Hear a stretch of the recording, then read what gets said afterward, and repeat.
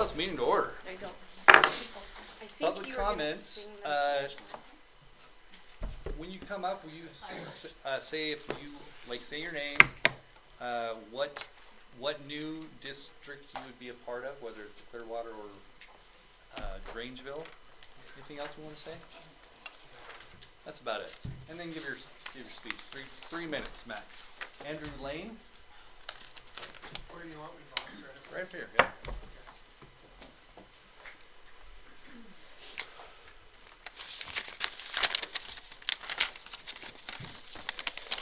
Okay, Andrew Lane, new district, Grangeville District 246, I guess. So I'm a lifelong member of Grangeville, business owner. I got 3 kids in school. My parents taught at Grangeville Elementary for over 70 years combined. I thought we needed to, I'm here to speak in 100% support of deconsolidation. I thought we needed to deconsolidate the school districts for over 30 years. As we look to the future, there's one thing that is for sure, we need to do something different. And I truly believe that this is going to benefit all school districts and all communities as we move ahead in the process. About 19 years ago, Riggins was part of then School District 241. They deconsolidated. From the district before that, Riggins almost exclusively voted no on any levies. Now, Riggins passes their levies and have for the last 19 years. I really think the community of Grangeville is going to thrive. I think it's going to be able to control its own destiny. And I think the same thing for Clearwater Valley and Elk City, whichever direction they may end up going. For me, the proof is in the pudding for those small schools like Riggins, Nez Perce, Troy, Prairie. You know, they're all the same size as Clearwater Valley, and they've all been successful, controlling their community, controlling their own destiny. So to me, I got to look at the school levy results, and I got to look at how we need to allow the communities to show the ways that they want to fund their schools, and let them decide how they should take care of their own school systems. And I do want to tell the board I really appreciate you guys moving this process forward, so thanks for that.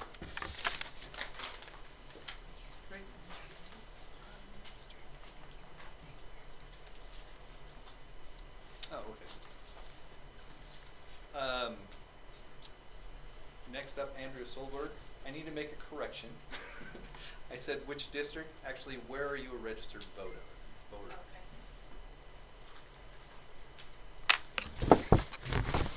Hello, I'm Andrea Solberg, and I'm here to speak in favor of deconsolidation. I am in the Grangeville School District, and I am a registered voter in Grangeville.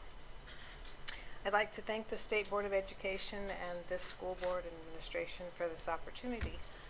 Mountain View School District 244 to me is an anomaly in the rural state of Idaho. It's a consolidated district with 5 schools in 3 different communities spread across one of the largest geographical areas in the state. Most of the school districts in Idaho from the north to the south are operated by and in the community where they reside. They are not consolidated and do not cover a vast geographical area. For example, starting in the north, bear with me, because Andrew did a little bit of this. Wallace, Kellogg, St. Mary's, Troy, Craigmont, Cottonwood, Nez Perce, Kamei, and then to the south to the Treasure Valley, New Meadows, Council, Riggins, Cambridge, Midvale, Weiser, Payette, Fruitland, New Plymouth, Emmett, Parma. The southern and eastern parts of the state are the same. Small, self-contained districts are operated solely by the community where the schools reside. That's the way Idaho typically operates the education business in Idaho because it works. Communities support what is theirs. I think the communities of District 244 deserve this same model of self-determination to operate the schools in their communities for their citizens, by their citizens. As Thomas Jefferson said, government closest to the people governs best. Thank you. Mary Schmidt.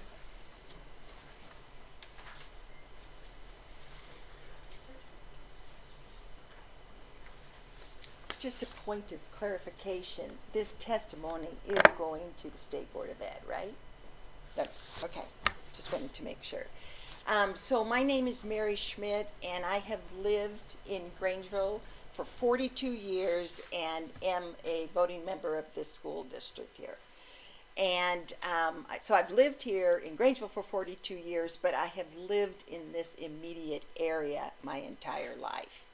And I'm not going to tell you how many years that is, but in 2006 and 2007, I worked with a committee of people from Grangeville, from Regans, and the Clearwater Valley area to help divide what was then School District 241 to help support Regans into forming their own independent school district for their own community. And just like back then, I stay firmly committed that there are many, many benefits to a community to have their own school district. And many of those don't have anything to do with money. We're always talking about money, money, money.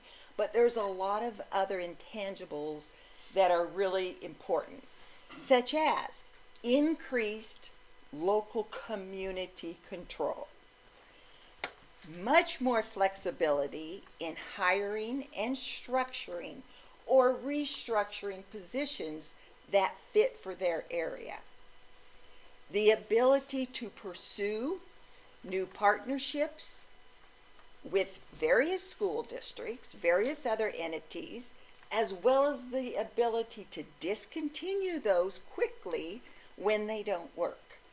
Much more flexibility. And then having more board members from one's own community to listen to their constituents and act as ambassadors for education. Many more school board members representing those communities.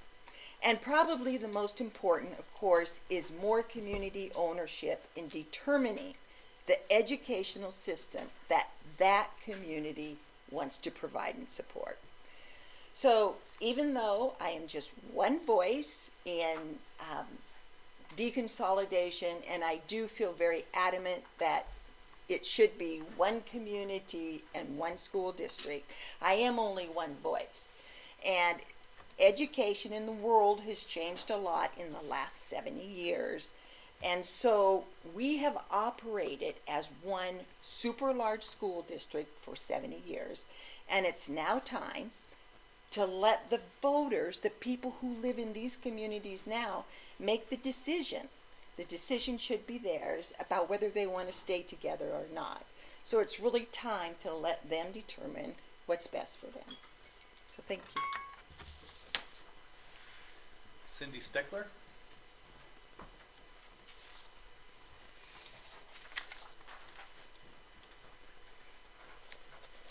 Okay, so the first thing I'd like to say is I am a little concerned about the time the community has to look over this proposal. It was only put on the website today, and the community has not had a chance to truly go over this and ask informed decision or questions. So I think this process is being sped along too fast for the community to be completely aware of what's going on. The other thing I would like to say, I guess I should say I've been in the community for about 4 years, but I've been involved with the school board since I've been here and paying attention. And what community and where are you a registered voter? Kuski community, and I have been paying attention since I moved over here in 2021. And anyway, so questions I have, because I think there's a lot of questions that still need to be answered. Has it been taken into consideration the average income amount for the Prairie community versus the Valley community? Because we have a lot of retirees in our area, and we have a lot of people that have bigger pieces of property what is that financial impact going to be on our retirees and our people of fixed incomes? And are they going to be able to sustain a district without doing levies? Because quite frankly, if you pay attention, I don't think a lot of our people in our community can do that without losing their property. And it's something that should be considered. The other thing I would say is, would there be an academic benefit to students by deconsolidating our district to 2 smaller districts? Again, looking at the diverse population that we have in Clearwater Valley, would we be able to financially afford long-term a new district? I think we still need a lot of information on financials. What would that look like? What are our costs per child, per student? And what is this community, what would Clearwater be truly looking at for the financial impacts? What we get from the state and what we would have to pay? What kind of levies would we possibly be looking at? So that's all I have to say. Thank you. Rosella Pogue.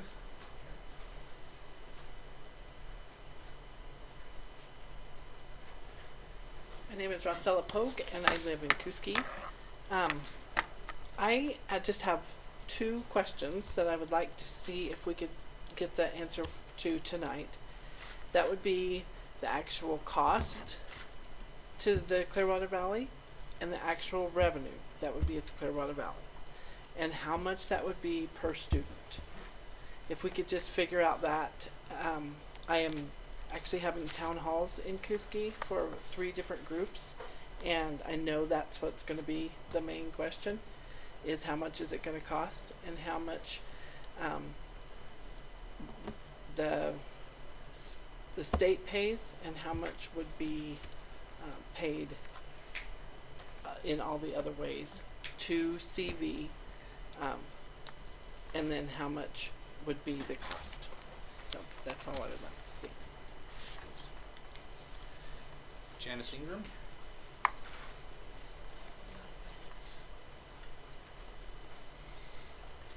I am Janice Ingram, and I'm a registered voter in District 244 in Zone 2, just about 5 miles out of Grangeville.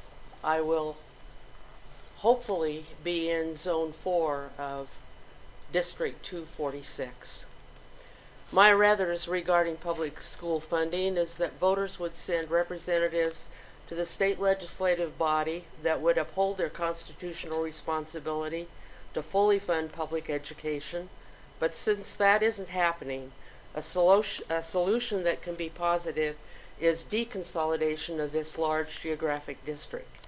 If good governance is that which is closest to the people, then deconsolidation district offers additional choices for representing the wishes of a local community.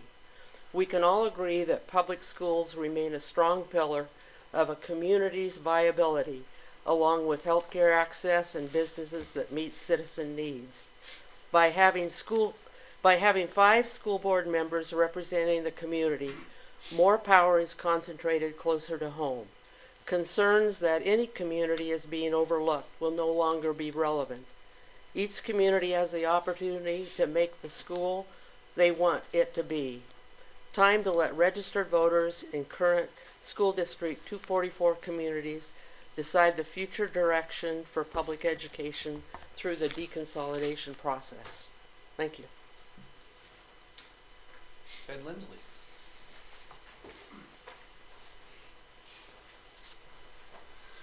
Thank you. Let me start by saying I'm fine with the deconsolidation. However, I think there's got to be some better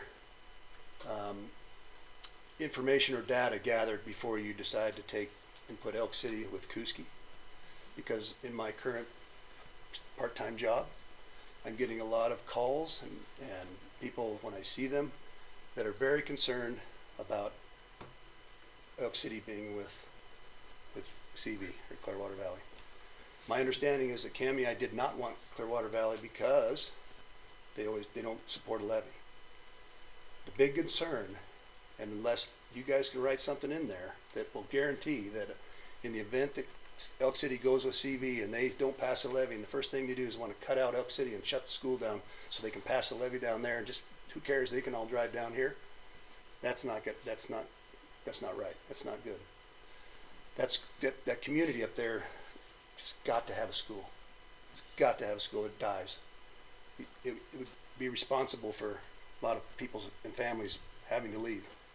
A lot of people that want to be there, that like that there, would have to leave town, would have to move somewhere, because the economy would go to hell. It would die. Forest Service would be right after them. So I hope if the deconsolidation happens, you'll give Elk City an opportunity to decide where they want to be. And I submitted over 100 signatures, or damn close to 100 signatures, to you guys from people that up there that said they want to be with Grangeville, Elk City. Now the previous survey, I understand, maybe I'm wrong. Somebody told me that it was just online. You had to go to the school website and click yay or nay. Did you want to go with CV? Which was what, 60, 70 people responded to that. I've got more people that signed we want to be with Grangeville than we do with CV. So I hope there's an opportunity for that to happen. If the deconsolidation, I think it's a good idea. I think it makes total sense. There's just, Grangeville District 244 is just too large. And there's just too many assets like that used to be supported by timber dollars that aren't there. So narrow it down, focus on what you're doing in your areas, in your schools, and the economies of scale will be better for Elk City if they stay with Grangeville. There's just more opportunity for those kids up there if they're with Grangeville. Thank you. Thank you. Thanks. And that's it. Move.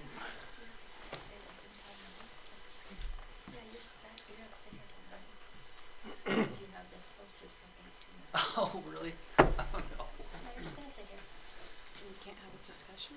You can answer the Oh, question. yeah.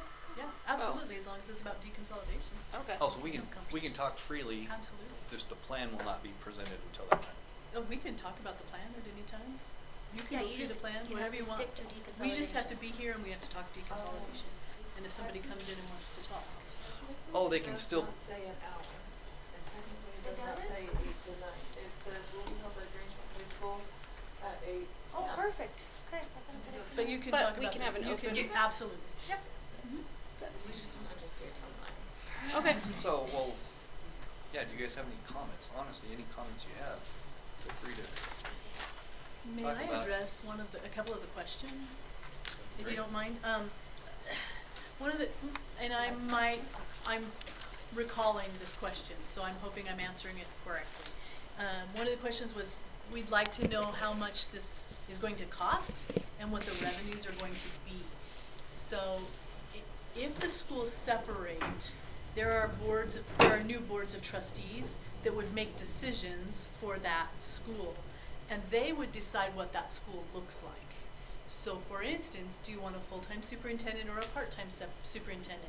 Do you want class sizes to be no more than 20, or are you fine with 25 to 30? So there's no way to say what the cost will be. That is the decision of the trustees. In the state of Idaho, typically, and these are round numbers, typically, and one of the speakers said, we'd like it if the legislature would fund schools the way they need to be funded. So typically the state of Idaho funds 75% of what it costs to run a school. I'm basing that on the fact that the UC levies across the state of Idaho that range in about 20 to 25% of their overall budget. So that is what leads me to say the state pays for about 75%. And when I spoke to a legislator about that, because I've been in education all my life and it frustrates the bejeebers out of me that we don't fund education. And when I spoke to him about it, he said, Alyssa, that's local control. You are making decisions about what you want in your school. So we fund 75%, and then you have the choice to either fund more or not of that other 25%. I disagree with him about that because I think that other 25% is vital to schools, not extras. His thought was that that's the extras. So the answer to the question, what's it going to cost? That depends on what your trustees decide for your district and what structure they want to make that district.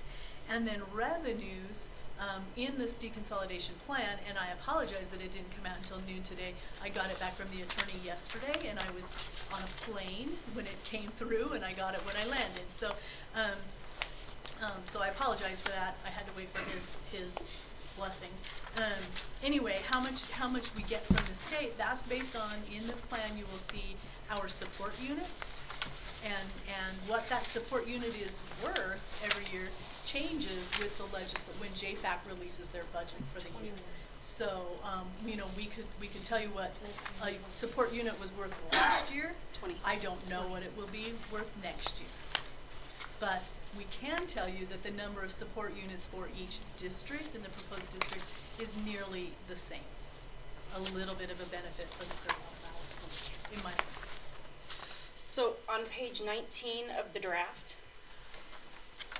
it talks about the current Mountain View School District support units, which is how the schools are funded. That's page 19. And then you go to page 20, and it shows you what CV's support units would look like with the proposed district. And so you can see that the page 19, it has 21.37 support units currently. Will you explain what that means? What It's just support the unit funding is? model, so the state gives us so much money based on those support units, and the support units. Explain it. How many kids? Is it a teacher or a para? So a support unit is based off of our average daily attendance, and so it depends on grade levels. Kindergartners, it takes 40 students to create a support unit. First through fourth, it takes 20, and then it kind of gets smaller. And so that's why also our attendance is very important to our funding. And so our attendance translates to these units. And so per unit, which also could reflect class sizes, they say 40 kindergartners because half-day kindergarten that the state funds, or 20 first graders, because again, that's about what I would imagine the state thinks for a class size. And it says that's one support unit. So per support unit, the state funds 1.079 teachers, and then 0.075 administrator, 0.079 pupil service, which is your counselor, your nurse, or speech and language, and then 0.335 for classified. So that's paras, that's secretaries, that's myself or Michael. We're not the certified staff. And so it gives us those support units. So when it says 65 support units for this current Mountain View School District 244, that's providing what the state's gonna fund us for teachers and classified staff. Is there Which a is our hard biggest number expense. per support unit? No, That because varies. it also varies off of the average that our certified staff bring in. So if we have a certified staff with like, It's higher paid. yeah, More experience, more education, they'd be more exactly, than a younger, less educated. yeah. And your support unit also is determined by what the legislature funds through JFAC, through their budget, and also what other schools in Idaho are doing. So if you have a school in financial crisis, then they have a state equalization fund, which means they take a little bit from everyone to help that school district out. So that number's really complex. It's not as easy as saying, it's gonna cost you X number of dollars to have the school and you're gonna get Z number of dollars from the state, Because first of all, we don't know what Z looks like until you have your trustees and your board and you get those decisions made. And then X is different every year, and again, that's going to be based on your average daily attendance, whether you have more senior staff, younger staff, what your structure looks like. What else did I leave in there? And what JFAC allocates for funding. Yeah, so it would be lovely to be like, okay, a support unit is $150,000, but it's not that simple. It's a whole formula. It's a spreadsheet that the state sends us to figure out the funding. And so, yeah, to go back to the revenues versus expenditures, it's just not that simple. But what we do know that is the constant, unless there's attendance issues, is the support unit. That number is the constant. Disregard legislature, disregard all of these other factors, the teacher experience, you still have that support unit. And so that's why it was critical to look at the support units and see, we wouldn't want them to lose teachers or anything like that down there, so, or up here, in Grangeville. So we looked at that, and they're both, well, Kuski has the same, and then Grangeville loses one, or doesn't gain one. So I scrolled down to CV's support units. So for kindergarten, as I just mentioned, it takes 40 ADA to get one support unit, but CV doesn't have the minimum numbers to, in a sense, support a reasonable amount, and so that's why there's min in there for minimum.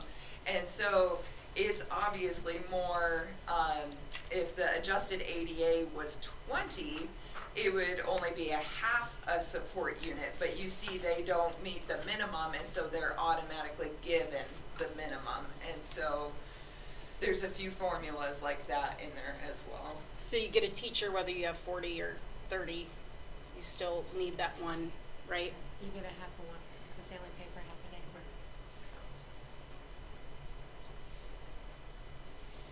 So in that regard, but you had another good question. Cost per student. Cost per student. Okay, you have that? Yeah, so that was on one of the first few pages, right? And it varies per school. Did you put in, I wrote those down. What it was last year? Oh, I just have those on our website. Well,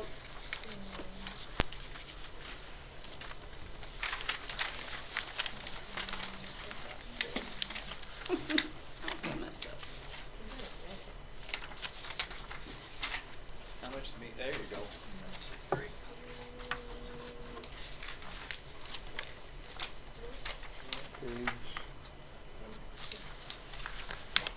But that's the cost that the district currently has. That's our current cost per student. What page is that? That's the usual This is- monthly report Right, I that know she what gets out. page is it on? It's Yeah. There, it's not in this. It's not in Oh, the sorry. plan, it's on the state, it's on our district's Oh, website. it's putting it in there. But you did have that one at the beginning that had the EDA. It was the small one. What In here. I'm sorry. We didn't take input. I guess that's my discretion, isn't it? So did you I'll keep come it back like to under that a one. minute? Oh, yeah, real quick. So the person from Elk City, Page his 17. concern is a real problem for both those areas. I have seen in the law a mention of a sub-district. I don't know if that might help. You really want to go into 3, it looks like, but that's not legal. So what about a process of where once the new board, the new trustees are established for the Clearwater District, that they can then deconsolidate and go one step Oh, further? that's Elk definitely an So option. that's just an Oh, idea. no. City isn't Elk large City. enough, they That's can't, right. they can't deconsolidate. Oh, they're not just big enough Elk to be City a to district on their own? Okay. That's right. Because you're gonna need a principal and all that stuff with it, yeah. So do we have numbers for if Elk City were to go with Grangeville, like page 17? In the plan, do we have? In the current plan, because the current No, plan. not this one. So, Just like, right. did we do So- that? So So- what would? Go ahead. Go happen. You go first. You go first. Ladies first. This plan was meted out. One of the important part of this is that we're required to have 5 trustee zones for both districts. And they had to have a legal description and a map for those. So in working with the county, we have those legal descriptions for Elk City being part of Kuski. If that decision is made, if the Board of Trustees, you make the decision to move Elk City in with Grangeville instead of Kuski, then we'll go back and have to redo these legal descriptions. I'm not saying we can't do that. It's just, that's just a direction that you have a possibility of going if you feel that's important. Do we have those numbers though for that? Like, just those numbers for that scenario? Well, I'm pulling up something else. I do have ADA and support units for it, but there's not, to my knowledge, correct me if I'm wrong, a boundary line that is established if Elk City went with Grangeville, and so the county would need that for the market value portion. But I do have ADA items. So average John? daily attendance doesn't change very much, but we don't have those market values currently. John first, I guess. Question I had is, some of the money that comes in to fund the district is Forest Service funds. Yeah. If Elk City goes to Clearwater Valley, what happens then to those Forest Service funds? Because I believe That's a great question. a big part of that has to do with the fact that Elk City is right in the middle of the national. Well, I think, and It has, Commissioner can back it up, Forest Service funds are allocated based on ADA also. yes. So that's, we're back to that. It doesn't Okay. matter where you Is drop that the correct? It doesn't matter. All right. It follows the student, not Those the are boundaries. called Right, secure it follows rules. people in this case. Interesting, okay. And you can kind of see market value per ADA by having Elk City combined with Kuski. The market value per ADA in the Clearwater Valley district is pretty much 2 to 1 compared to Grangeville, which means if you do have to pass a levy, there's a great advantage to have that market value. Your So cost- Cindy, that kind of helps with your question. You know, do you see that? The 245, you've got the market value per ADA. And so Kuski, Elk City would have 2.4 million and Grangeville would have 1.2 million per, no, that's No, per So- kid, right? yeah, so that's So you're the looking at ADA the divided by the yeah. market value. Okay. Just for giggles, because I did think this was interesting, because I think everything with numbers is interesting. That the current levy we just passed, if we took 28.5% of it and times it by that market value, we were during the levy presentations going, okay, so for our $2.936 million levy, for the current Mountain View School District, it would be about $185 per 100,000. If you took 28.5% of that levy amount and divided it by the proposed CV market value, it would be $115 per 100,000. And if you took 71.5% of the levy and divided it by the proposed Grangeville School District market value, it was actually $230 per 100,000. So you see that the Clearwater Valley district has a huge advantage with property values. I don't know, you can take that into effect, or, into account. So it's 185, it was currently 185. If we were to deconsolidate and run the same levy with the For same those market value, percentages. it would be 115 per thousand, and Kuski would, or CV, and then in Elk City, and then Grangeville would be 230, Right. How much was the CV again? 115. 115? Comment? Yeah, can I? Yeah.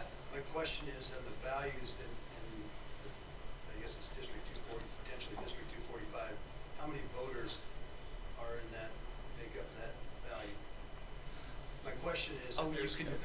that up. voters that make up that value. We'll And there's look 300 that up. voters up here making up that value. You have a greater risk of 100 people saying, wow, my taxes are gonna go up quite a bit more, I don't have any kids, I don't really care about a levy. Now you have greater chance of more people killing the levy than you do if you dilute it, if Elk City with Greenville. You can, population, right there. Okay, that's population, but that's not voters, right? And then per parcel, you can see the parcel too. Correct, that's just these numbers off of, this, and so it's the number of parcels, population per census, so. Does it have registered voters though? It might. Do you wanna tell me where to click? In all I my couldn't find clicking, it. I have not seen registered voters tied into it, but there's a lot of layers, so Yeah. I may not have clicked on the magic spot. Yeah.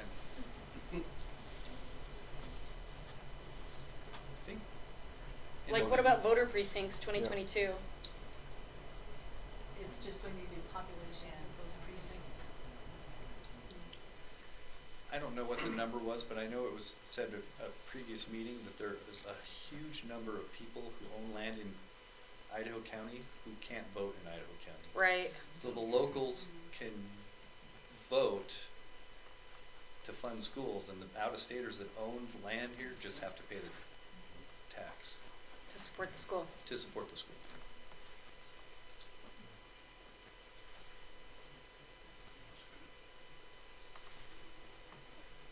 The link to this map is in that proposed plan. It's on our website, so if you want to get to this map, the link is there.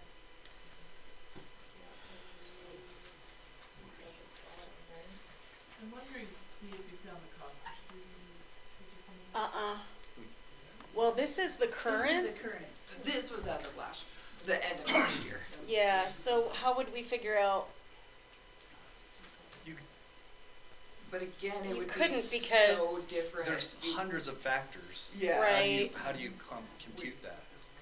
Because like Superintendent Holdhouse said, the new Board of Trustees haven't made all those decisions to Okay. factor it. Could we just do this though? Could we just take the average of so 13,000 per student district wide?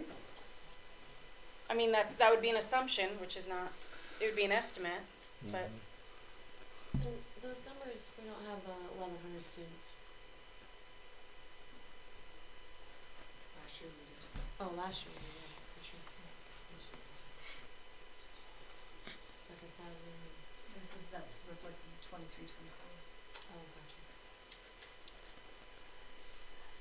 So that's what we have to go off of. Would be 13 per, and then you just multiply out the.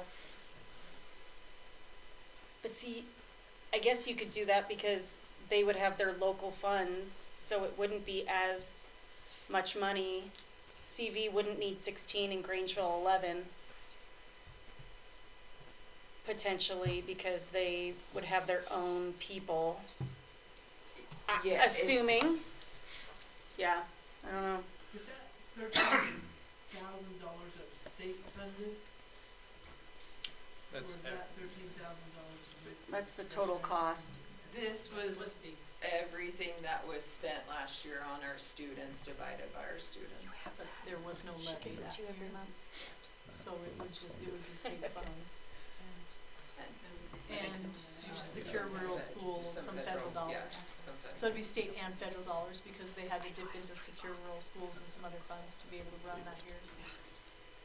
And COVID money? Yeah, Yes. correct. But CV would also have to hire superintendent, which is gonna increase the costs of their. Well, my recommendation is that CV doesn't hire a full-time superintendent because they're going to be small enough that the services of full-time would, so they might wanna, but that's a board of trustees decision. My recommendation is just a recommendation. Right. They may want a half-time principal, half-time superintendent.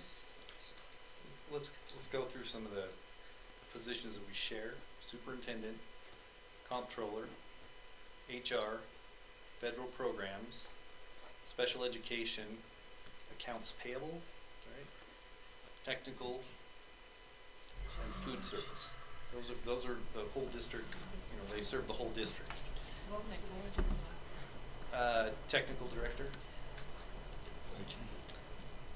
So those you would have to either hire your own entity, or you combine with another position. So like Cottonwood, Craigmont, and Nez they have a half superintendent, half principal. So the principal or the superintendent takes on principal duties, so that they're combining positions, saves money. So you have more flexibility, but you need creativity to save that money. So I have another question. If Grangeville becomes a smaller district and all these people that are in the district office now, or that are combined and you know, work the whole district now, since they have less responsibilities, I don't understand why everybody would get the same pay. The district office wouldn't remain the same. It would change. It would have Yeah. to change, yes. Yes. Well, and like, oh, sorry. you go ahead, and then I'll go to you after that. Oh, Lapway, Craigmont, who's the third one that he does now? Oh, cul-de-sac. Cul-de-sac. There's one business manager for those three That's the other one. Yes. school districts. So you can also do that. And it's not like we couldn't potentially get a subcontractor, like Ty might work here, but he also might subcontract for Kuski. And same with our HVAC guy. So, the question there is, since they're subcontracted, they would keep their same salaries, basically. Not necessarily. Grangeville would pay what they're paying, and then Kuski would, on a subcontract, would pay Grangeville for the use of them. So usually what happened, like, it would be like a 70-30. Yeah. You know, like we would pay them 70% of what they're currently making, and the CV district would pay them 30% of what they're currently making. As an employee. Right. Well, not necessarily. That's what I'm saying, are you subtracting? That's are the you kind of subcontracting them, or are you? So I'm pretty sure the business manager that shared gets his benefits from Lapway, and then is just a subcontractor for the other two and just collects. He doesn't have benefits from all three. There's models for both. you Yeah. know. In some districts, they work for one district and then just subcontract out some additional services for others. So they're paid for by one district and then pick up whatever contracts they want. In other districts, one district is the employer, and they pay the benefits and everything, and then whatever percentage, maybe 25% or 30%, they charge the other district 30% for them. So then that, you know, like for instance, if that were to happen, that keeps the work whole. It does all the work for both communities, and also keeps the pay the same and the expense the same. Cindy?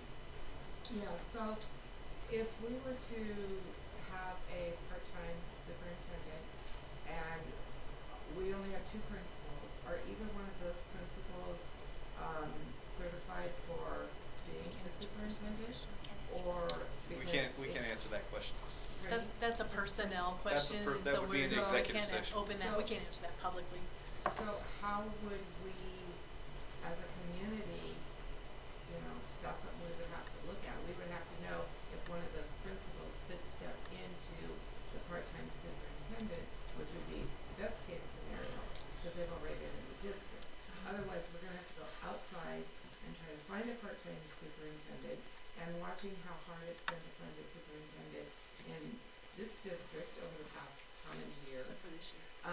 Trying to find a part-time person.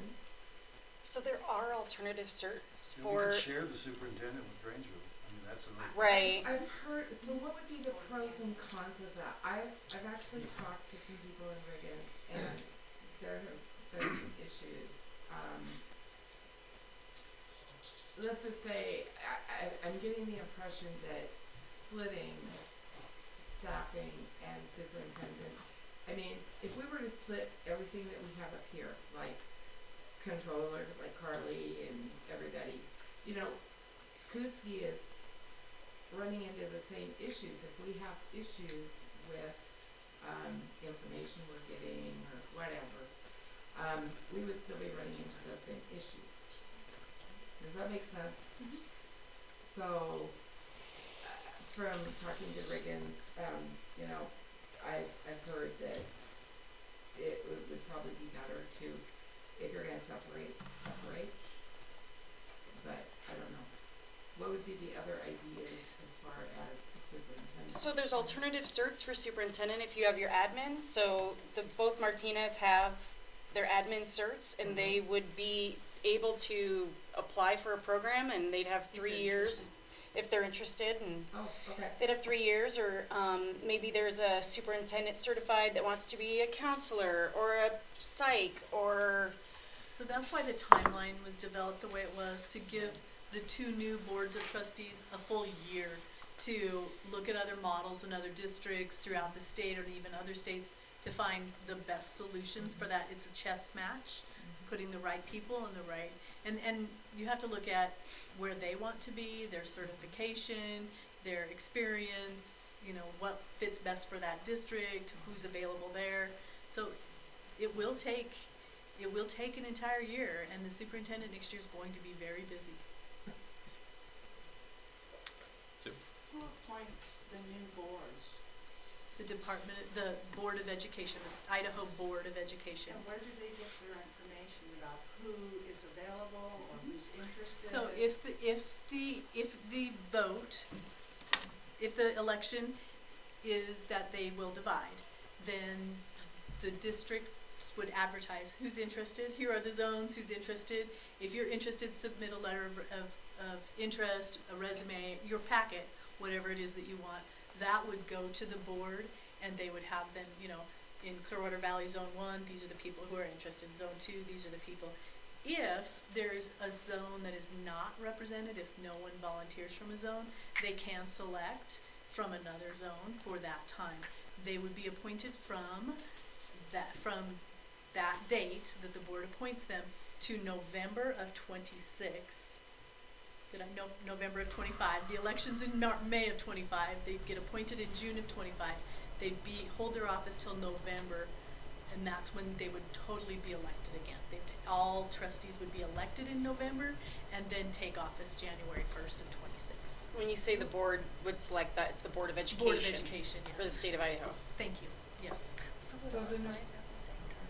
Yes. The same year term? Some would go 3 years and some would go 2-year terms, so that you'd get back out. Okay. You knew what I was Right.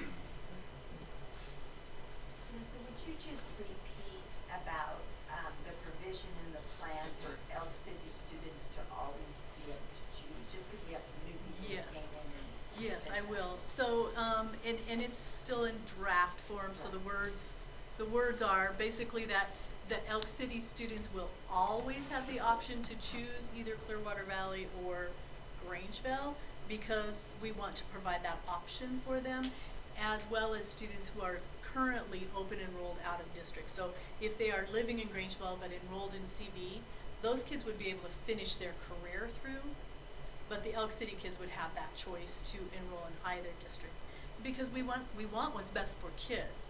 We want to protect that continuity so that they don't have big change.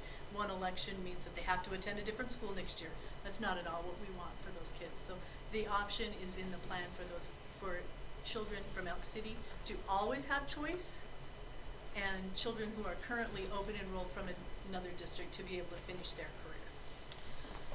Okay, so let's say we deconsolidate, all of this happens, and Elk City and CB can't survive together. What is the Elk City option?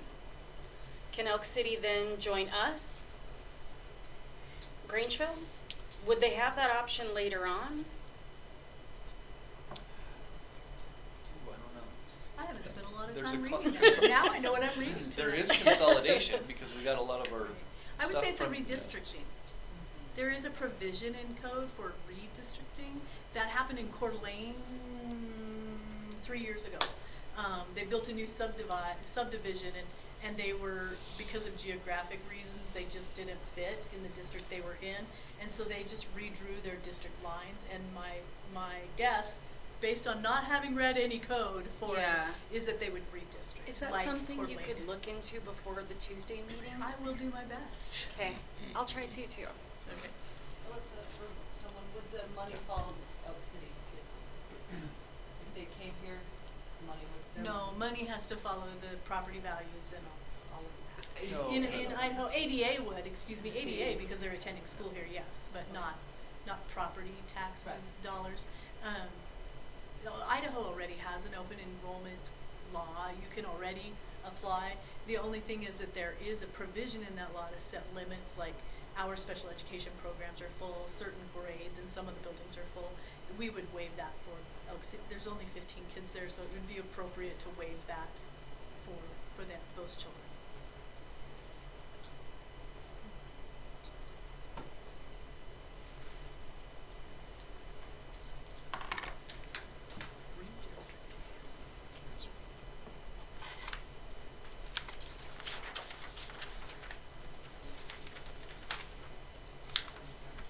You ran through this before. Do you want to run through it again real quick, or Me too. I can. whole thing, or what do we? If you want, I can run really quickly kind of through the highlights of that for anyone who wasn't here. Let me get my notes. We might have covered Okay. it all anyway. Again, the priorities were the best interests of the students. Elk City students remain enrolled in either district, and open enrollments can remain in their district. And the best interest of the patrons, so that we are running a district that meets the needs of the local voters. There's a list of codes that are in that proposed plan. They're naming and numbering of districts, boundaries of districts, consolidation, plan for consolidation, division, trustee zones, notice requirements, and board of trustees newly created. So that, all of those laws, and they're listed in here, is what outlines how you get a policy number, a new school district number and trustee zones. It's how you, how you have to have the electors, the fact that it has to pass in both the district as a whole as well as the district that is the smallest. And then the Clearwater Valley is going to represent, in this proposed plan, Kuski, Stites, Harpster, Clearwater, and Elk City. Harpster. I have a typo in the plan that says hamster. Grangeville School District would represent Grangeville, Fenn, Mount Idaho, Whitebird. As always, it's required by Idaho code that you have 5 trustee zones in each school district. Recommendation from the county is that for this deconsolidation, we follow precinct boundaries. That was to protect the voters as well, because they're aware of their voting precincts and where their precincts are. So in an effort to not cause further confusion for our voters, because we want an informed voter. Shameless plug, get out, vote. If you're not registered, do that, please. And then proposal for financial division. We talked earlier about the taxable market value of Clearwater Valley. That Clearwater Valley market value would be $706,077,647, which is 43% of our Mountain View School District property values. Grangeville School District would be $919,790,169, which is 56% of the Mountain View School District. Average daily attendance for Clearwater Valley is 297, which is 28.5, about 1/3. Grangeville School District is 747, which is 71.5. Of the current district. I'm going fast. Is everybody following me? Yeah, I know. I'm like, do you want to say the page? Do you want to say the page? page you're on? Just because I think that might help. I didn't think to put page numbers in my outline, but Oh, yes, thank you. sorry. No, that's all right. And then estimated enrollments, Clearwater Valley has 170 students. Clearwater Valley Junior Senior High has 170 students. Clearwater Valley Elementary has 117 and Elk City 13. Grangeville High School 253, Grangeville Elementary Middle 509. Unit calculations, the entire district currently has 65 units of support. Clearwater Valley would have 21 units of support, and Grangeville would have 43 units of support. Again, those are based on average daily attendance. And salary apportionment, Mountain View School District has an apportionment of $5,346,811. The division of that salary apportionment is for Clearwater Valley $1,833,941. and for Grangeville, $3,521,671, which is interesting because it also follows that 1/3, 2/3 formula. And then division of assets, those were our properties and textbooks, computers, desks, tables, just janitorial closets, all of those things. The proposal is that those things that are housed and remain in Clearwater Valley and Elk City remain with that district, and those things that are in Grangeville remain at this district. And then those shared items are dispersed following that ADA or 28%, 71% formula. And then that also is the liabilities, and I found that really hard to think of liabilities, but a liability for the district is your payroll that you have to meet, so a liability for the district are your employees, which they're not, they're my heart. But the Clearwater Valley teacher staff would stay there, support staff, their custodians, all of those people would stay there. Grangeville would stay here, and then we would come up with a formula to devise those shared staff, which Trustee Harrington, Chair Harrington outlined earlier of who those shared staff were. That is probably the most complex decision that the new superintendent and the new trustees will have to make, because it'll look different. You don't need the same things in a smaller district of Grangeville or a smaller district of Clearwater Valley that you did in Mountain View. So that will be a very interesting decision to make. And to be honest with you, for about 2 minutes made me think, maybe I'll do this job another year. It'd be kind of fun to make that decision. And then reality came back. Does sound like so much fun. Sanity returned. So much fun. And then the timeline for this, presenting it to, we have our hearings tonight, and then Tuesday and Wednesday. Tuesday is in Elk City. Come join us. It's a beautiful drive. And Wednesday is in Clearwater Valley at the high school. And then the board that night will make a decision whether they're going to amend this plan or stay with this plan. That will go to the State Board of Education and the State Department of Education. Upon their approval in January, if it is approved, again, they don't decide, they approve the plan and say, you may take this to your voters. And then in May, that's when the rubber hits the road. That's the people who really matter make a decision, and they vote. And it's a two-pronged decision, the district as a whole and the smallest district. And then if all of that happens, July of 2026 would be when the cut would happen. What do we do with this board when a new board's appointed for Kuski? We have one Kuski person, one Elk City person. They can put their names forward to The be trustees in their new zones, Right, but what happens to this? it ceases. And those two new boards would be a joint board for the 244 for that 1 year. You'd have 10 trustees for 1 year. Alicia, when did you say you were gonna decide on to amend or not this current? The board, the board will make that decision Wednesday night after the 3 public hearings. That's at Clearwater Valley High School, yes. There is a business meeting after that. At 7. The business meeting will begin at 7. I've been so confused on what day of the week it is, so it is Wednesday that they'll make that decision. 2 more minutes. Any last comments? At the end of the draft plan on our website, pages 94 through 98, there's questions and answers, so hopefully those help too. Does it answer the question I had about if Elk City can go? Okay.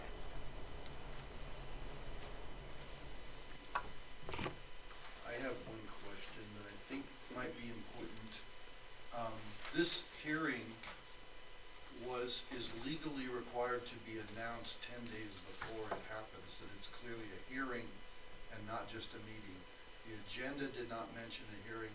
I haven't heard of a hearing, nor has Cindy Stokler, who's one of the most ears to the ground on this stuff. None of us knew till very recently, like when this came out, that this was actually a hearing. And that came out at noon today. You may not be meeting the legal requirements of 33-312. Did you not Just post to let it? you know. And you need proof. It was posted? You have made that notice, that this is a hearing, so people have time to review the data and come in and ask questions. So in the document, at the end, there are the hearing posts, and, can you scroll to that, Chloe? It's at the very end, towards the end. Right there. Right there. So all of that is in the document, which I submitted to the attorney, and the attorney approved it. So, but I will ask for secondary clarification again tomorrow. So And where this was was the annou- posted? Where was the notice for the Oh, public? as That's we what I'm always wondering. post those. So, I posted Board it. of Trustees, public notices, But it only says it's a special meeting. public Not hearing. Open it. Public hearing.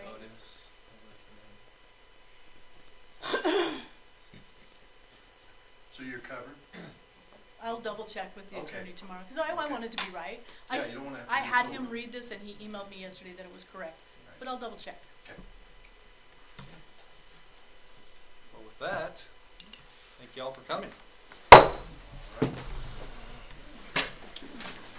Yeah.